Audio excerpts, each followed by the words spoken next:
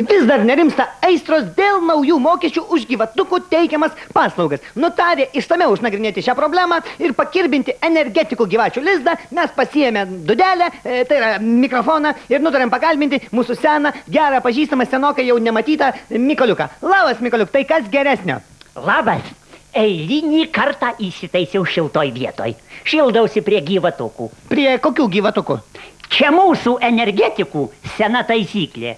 Jeigu nemoki iš vamzdžio spaust pinigo, tai graužk vamzdį.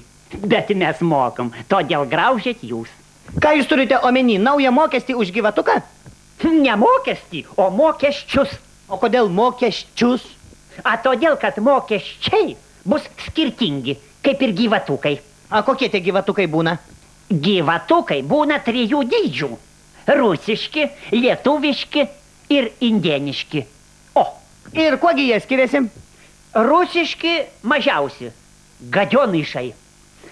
Lietuviški vidutiniai, a patys didžiausi indieniški. O kodėl? A todėl, kad čingačgukas didžioji gyvatė. O baudos irgi diferencijuotos. A ką tu manėjai? Jei nemoki už gadionaišą, tave pasiūs...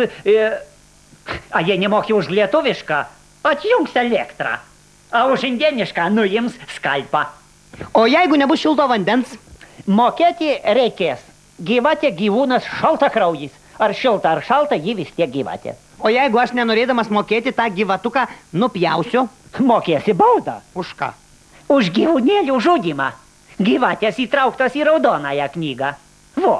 Ir tai jau visi šio mokesčio taikymo niuansai? Ne, pagrindiniai palieku pabaigai. Jeigu gyveni su uošve, mokestis 2. O kodėl?